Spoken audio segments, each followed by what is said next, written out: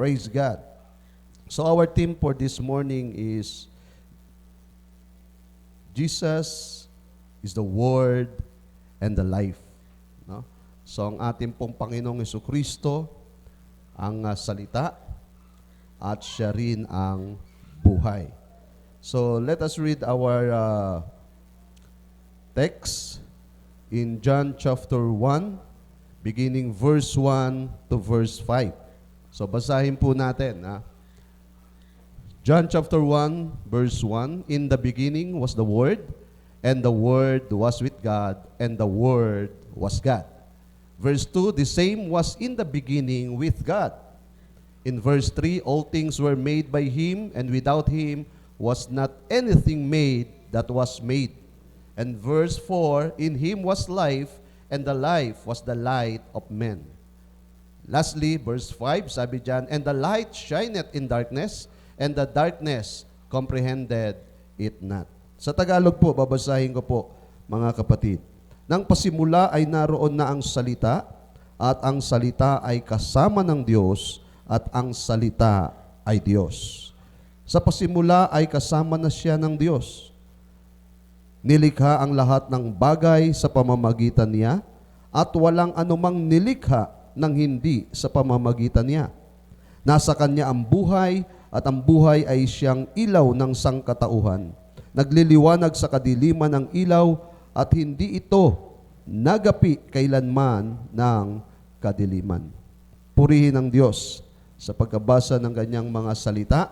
At gaya po ng aking sinabi kanina, our theme is about Jesus is the Word and the life.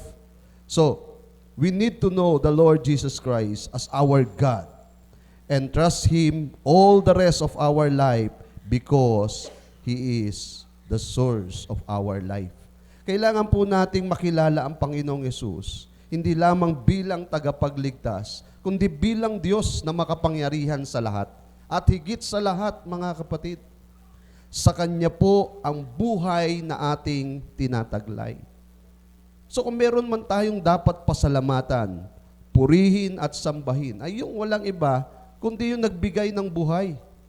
Kundi yung pinagmula ng buhay.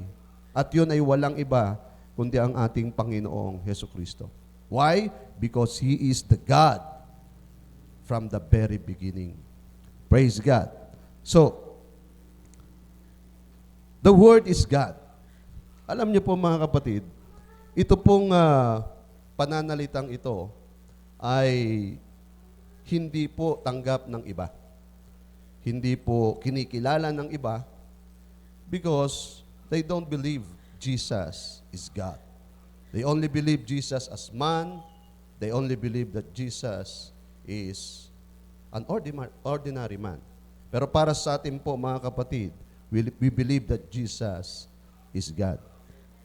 In English, mga kapatid, kung tayo po yung mga estudyante pa lamang, mga mag-aaral sa elementarya, meron po tayong tinatawag na English sentence at na pag-aralan po natin dito, praise God, yung tungkol sa subject and predicate. Ewan ko kung naalala nyo pa yan, no? Praise God. In English sentence, we learn about the subject and the predicate. So, yung subject, sabi diyan, the subject of the sentence is what or whom the sentence is about. Diba? Ito daw po yung ang paksang pinag-uusapan. Praise God. And the predicate is the part of a sentence or a clause that tells what the subject is doing or what the subject is. Ito naman daw po yung tumutukoy doon sa ating pinag-uusapan. So yan po yung subject and predicate. So bakit ko binanggit to? Ano ba naman yung pastor? Pang-elementaryang aralin pa yan. Because it is very important to know that in this verse, John chapter 1, verse 1, makita natin kung sino ang pinag-uusapan doon. Amen? So let's continue. In John chapter 1, verse 1, the subject is the Word. Diba nakita niyo mga kapatid? In the beginning was the Word. So the subject there is the Word. And was with God and was God. No? Sumasa Diyos at Diyos is the predicate. Ito daw po yung tumutukoy doon sa pinag-uusapan. Yung pinag-uusapan na yung salita at ang tumutukoy sa kanya ay ito, was with God and God. No? So, yes, you hear that right. The Word is God. Tama po mga kapatid ang nabasa natin at narinig natin na ang salita ay Diyos. The question now is, who is the Word? Sino yung salita? Amen? So let's continue. Jesus is the Word. Alam niyo po, in John chapter 1 verse 14, sabi po dyan, and the Word was made flesh and dwelt among us. Ang salita daw po ay naging tao at namuhay na kasama natin. Sino po yun? Si Jesus. Okay? In John chapter 5 verse 7, sabi po dyan, for there are three that bear record in heaven. Meron daw pong tatlo na nakatala doon sa kalangitan. The Father, the Word, and the Holy Ghost. And these three are one. So you see mga kapatid, yung tatlong nagpapatotoo sa kalangitan, ang Ama, ang Salita, at ang Banal na Espiritu, kasama po doon yung Word. Ang Salita, which is the Lord Jesus Christ. And you know, these three are one. Okay, let's continue. Revelation chapter 19, verse 13. Sabi po dyan, and he was clothed with a vesture deep in a blood. No? And his name is called the Word of God. So, nakita niyo mga kapatid, yung dumating daw po mga kapatid ay mayroon pong suot na robe na tila baga inilubog. No? Deep in blood, nilubog sa dugo. At ang kanyang pangalan, ang tawag ay Salita ng Diyos. Amen? So you see mga kapatid, Jesus is the Word. So tama po mga kapatid ang narinig nyo. Ang salita ng Diyos na tinutukoy dito po sa ating pinag-aaralan ay walang iba kundi ang ating Panginoong Hesukristo. Praise God. Palakpakan po natin ang Panginoon. Amen. Hallelujah. Let's continue. In John chapter 1 verse 2, the sentence was repeated. Kung mapapansin nyo in verse 2, bakit parang inulit? No? Parang binanggit na yun sa verse 1 Pero bakit parang inulit? Sabi po doon, the same was in the beginning with God. Bakit inulit? Alam niyo po mga kapatid, in the Bible, when the sentence is repeated, no, this proved something. May pinatutunayan siya. Every time na may mababasa kayo na para bang inuulit, para bang paulit-ulit. Bakit ganon? Kasi may pinatutunayan siya. Gusto niyang patunayan na ang isang bagay na inuulit niya ay totoo. Amen. Praise God. So let's continue. So, Jesus, the Word, alam na po natin ngayon, no? Na ang Word ay si Jesus. So Jesus, the Word, creates all things. Isipin niyo mga kapatid, na ang ating Panginoon at tagapagligtas, ang salita, ang siyang lumikha ng lahat ng bagay dito sa mundo. No? Para bang sa iba, naku, sandali lang, mukhang hindi yata tama yan. No? Pero gusto kong ipakita sa inyo mga kapatid, no? Yung parang sa tingin ninyo mayroon pong contradiction. No, sa tingin ng iba ay mayroon pong parang dapat na ikumparang mga talata. So let's read this. Compare these verses. Genesis 1:1. Sabi po dyan, in the beginning, God created the heaven and the earth. So sino daw po ang lumikha ng langit at lupa? Ang Diyos. Si God. Di ba? Ayun ang sabi ng Genesis 1:1 God created heaven and the earth. But, sabi sa New Testament, John chapter 1 verse 3, yung kanina pong binabasa natin, sabi doon, all things were made by Him. Sino ang tinutukoy? Si Jesus. And without Him was not anything made that was made. So, what this verse says, does it contradict to each other? Meron ba silang contradiction sa isa't isa? Bakit sabi doon sa Genesis 1:1, it is God who created the heaven and the earth. And everything that was made was created by God. Pero bakit sabi ng John chapter 1 verse 3, all things were made by Him. Sino tinutukoy? Si Jesus. Bakit si Jesus ang gumawa ng lahat ng bagay? Sa Genesis 1:1, nakita natin, it is God. No? Tingnan niyo po mga kapatid, wala pong contradiction. There is no contradiction. The interpretation of this for this is every time God speaks, Jesus operates. Ganito po yan mga kapatid. Halimbawa, praise God, doon sa kalangitan, I am the Creator, God. Every time I speak, lahat ng sinasabi ko, lahat ng maririnig nyo sa aking bibig, that is my word. And the word of God, that is Jesus who operates. Kaya hindi mo pwedeng paghiwalayin no? Ang Diyos at ang Panginoong Hesus. The Word.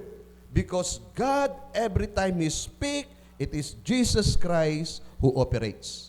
Kuha niya mga kapatid? So let's continue. Sige pa. Yeah. Jesus is life. He is not only the Word of God, but He is also the life. Alam niyo mga kapatid, napakahalaga. Sabi ng John chapter 1 verse 4, in Him was life, and the life was the light of men. Nasa Kanya daw po ang buhay, at ang buhay ay liwanag ng sangkatauhan. So na kanino ang buhay? Na kay Jesus. Alam niyo po, sa panahon po natin ngayon, sa panahon ng pandemya, nakita nyo naman po na talagang marami ang nagkakasakit.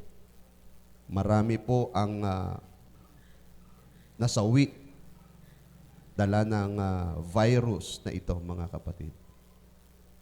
At nakita natin talaga ang malaking impact ng virus na ito na lumalaganap sa buong mundo ngayon. Hindi siya biro. Hindi po siya biro, mga kapatid. Kaya yung mga Kristiyanong sabi nila, hindi daw sila naniniwala sa COVID-19. Alam niyo po, mga kapatid, maniwala na kayo. Sapagkat ako personally, nakita ko kung papaano pinatay ng virus na ito ang maraming kabaro ko.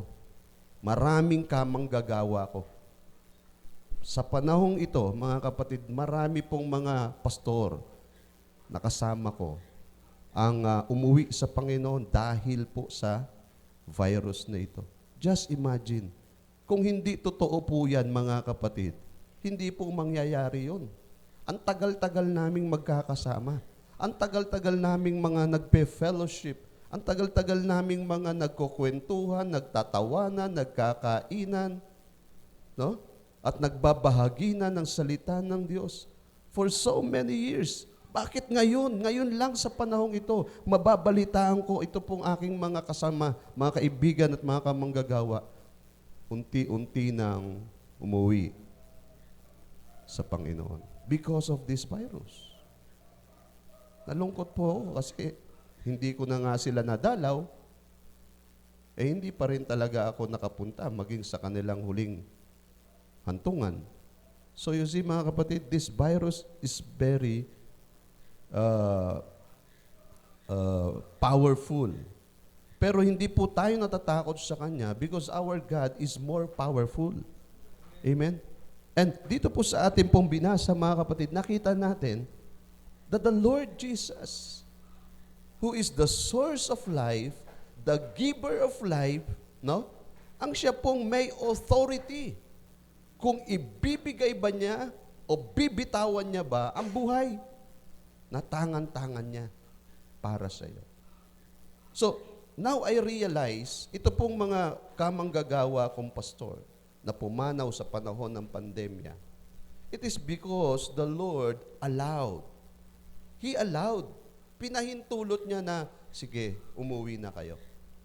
Sa inyong tunay na tahanan, kasama ako. No? Kaya po ganun Kaya nangyari sa kanila itong mga bagay na ito. Alam niyo po, mga kapatid, tayo pong mga titiwala at nananalig sa Diyos. Panghawakan niyo po, mga kapatid, ang katotohanan na nabasa natin sa salita ng Diyos. Jesus is the source of life. And He owns our life. Pag-aari niya ang buhay na ito. Kung paanong ibinigay niya ito sa atin, sa makatwid siya nagmamay-ari nito, pahalagahan natin ito. Amen? Pag-ingatan po natin ito. Kaya yung mga health protocols na binababa sa atin ng ating pamahalaan, abay, huwag niyo pong mamaliitin yun. Huwag po nating babaliwalain yun. Kasi kapag tayo po ay napahamak, wala po tayong dapat sisihin. Hindi natin pwedeng sisihin ng gobyerno. At alam po natin, mga kapatid, sa panahong ito, very limited ang kakayahan ng gobyerno para sa pandemyang ito. So anong kailangan natin gawin, mga kapatid? We need to love this life. Mahalin natin ang buhay na ito na ibinigay ng Panginoon. Gamitin natin ito ayon sa kanyang kalooban at layunin. Alam niyo po, during the time, praise God, na ako po ay nasa banig ng karamdaman, wala po akong ginawa, kundi manalangin na manalangin na manalangin. Mag-intercede na mag-intercede. Sa lahat ng aking pong mga kilala. At kahit nga hindi doon sa kilala ko, pag ako'y nakatanggap ng prayer request, right there and then, magpe-pray ako para doon sa taong humihingi ng panalangin. And I received many. Kaya sinabi ko sa inyo, ang dami kong tinanggap ng mga prayer requests para doon sa mga critically na mga pasyente at mga kamanggagawa ko pa. Praise God. During the time na ako po ay nagpapalakas, dahil galing ako sa karamdaman, wala po akong ginawa kundi ipanalangin lahat. Pamilya ko, mga kamag-anak ko, ang mga miyembro ng LJC family, ang mga pastors na pinamumunuan ko, ang mga taong nasa paligid ko, ang trabaho na aking pong kinikilusan, ang mga katrabaho ko na kasama ko, lahat na lang yata, mga kapatid. Wala na akong pinipili sa mga panahon na ito na ipapanalangin. Basta't ito po'y dumating sa aking kamalayan, I will pray for them. Bakit? Kasi nakita ko yung kahalagahan ng buhay. Alam niyo po, minsan lang maranasan ng tao ang buhay. Once this life ay kinuha na ng Panginoon, wala na tayong magagawa. So you need to you need to maximize your life to the fullest. Lahat ng pwede mong gawin para sa buhay na ito, na ikalulugod ng Diyos, ikatutuwa ng Panginoon, gawin na natin. Sapagkat time will come, hindi na natin iyon magagawa. Alam niyo po si Pedro, sinabihan siya ng Panginoon. Sabi ng Panginoon sa kanya, alam mo Pedro, darating ang panahon, dadalhin ka ng mga mahal mo sa buhay sa lugar na hindi mo gusto. Susuotan ka ng damit na hindi mo naman pinili. Why? Because time will come, hindi natin masasabi, mga kapatid. Yung mga taong nagkakasakit, yung mga taong tumatanda, the control is not already on their hands. Ang pagpapasya, nasa kamay na ng mga anak niya, ng asawa niya, at sila na nagpapasya para sa iyo. Kahit yung susuotin mong damit, sila na magpapasya. Kahit yung kakainin mo, sila na magpapasya. Bakit? Time will come, daranasin po natin yun. Kaya yung mga matatanda po natin, mga senior citizen natin, tandaan niyo po, mga kapatid, darating ang oras, ang pagpapasya ay hindi na manggagaling sa inyo. Manggagaling na yan doon sa mga posibleng mga laga sa inyo pagdating ng oras. So habang may panahon pa, ang buhay na ito, pahalagahan po natin, gawin natin yung mga kaukulang nararapat na bagay upang ito ay magiging kalugod-lugod sa Diyos. Amen? Love your life. Sa mga kabataan, huwag kayong masasangkot sa anumang kaguluhan na nagiging dahilan ng ating pong pagkasira ng ating kinabukasan. Love your life. Yung buhay na ito, isahan lang to, minsan lang to. Pag ito po mga kapatid ay nasira, mahirap na itong buuin. But nevertheless, nandyan naman ang Diyos. No? Na lagi natin handang takbuhan kung sakaling tayo po ay mayroong mga problema at mga pangangailangan. So let's continue. Sabi po ng Genesis chapter 2 verse 7, "And the Lord God formed a man of the dust of the ground, and breathed into his nostrils the breath of life, and the man became a living soul." So you see, ang Diyos na lumikha ng tao, ang nagbigay ng buhay sa kanya. Amen? Siya ang nagbigay ng buhay sa kanya. Next. Sabi po ng John chapter 5 verse 26. "For as the Father hath life in himself, so hath he given to the Son to have life in himself." Kung paanong ang Ama, ang Diyos, ay mayroong buhay, no? Siya ay nagkakaloob ng buhay. Gayon din naman ibinigay sa anak, sa Panginoon Jesucristo, ang buhay. So, Jesus is the owner of life, the source of life. Amen? Again, next. Sabi po ng John 11:25, Jesus said unto her, "I am the resurrection and the life. He that believeth in me, though he were dead, yet shall he live." So you see, sabi ni Jesus, siya daw po ang pagkabuhay at ang buhay. No? Tayo po mga kapatid, darating ang araw, mamamatay tayong lahat. Everybody will die. But to the believers, this is the assurance of the Lord Jesus Christ. Ito po ang assurance niya sa ating mga mananampalataya, that He is the resurrection. Siya po ang muling pagkabuhay. So tayo pong mga mananampalatayang nananalig kay Jesucristo bilang ating Panginoon, tagapagligtas at Diyos ng ating buhay, tayo po'y makakaranas ng muling pagkabuhay na magmuli, at yun ay dahil sa ating Panginoong Jesucristo. And sabi diyan, the life. So si Jesus ang pinagmumula ng buhay natin. Kaya nga mga kapatid, lagi mong ipanalangin yung buhay mo. Lord, salamat po sapagkat ngayong araw na ito, muli mo akong binigyan ng buhay, binigyan mo akong muli ng pagkakataon na sambahin, purihin ka, at gawin ang iyong kalooban sa buhay na ito. So always pray and thank God for your life. Our life came from God and Jesus. Life is the beauty of our existence. Tingnan niyo po. Next. "And the light shineth in darkness, and the darkness comprehended it not." So you see mga kapatid, praise God.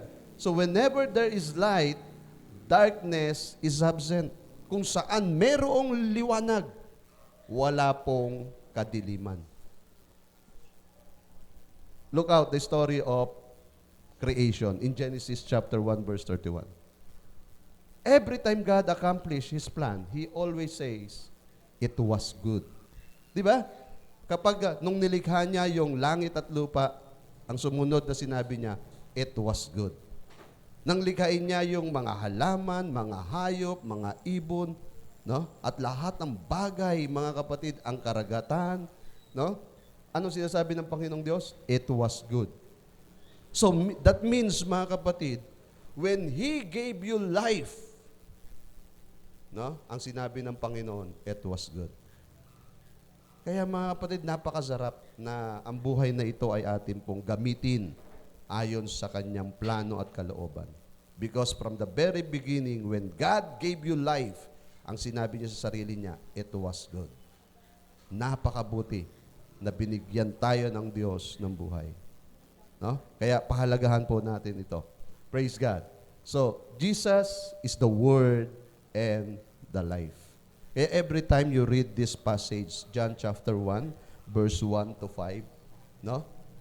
5 verse lang yan, mga kapatid. You will see there, makikita nyo dyan, ang isang napakahalagang katotohanan. At ano po ang katotohanan na yon? That Jesus is God. Jesus is God. He is the Word and He is the source of life.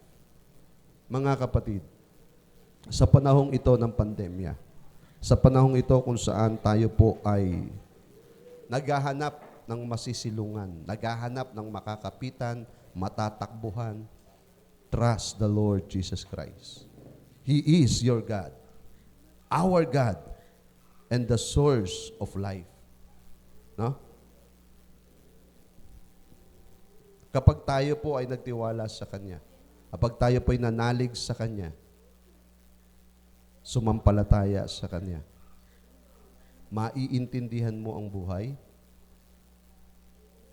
at masasabi po natin na nagkakaroon ng halaga at nagkakaroon po ng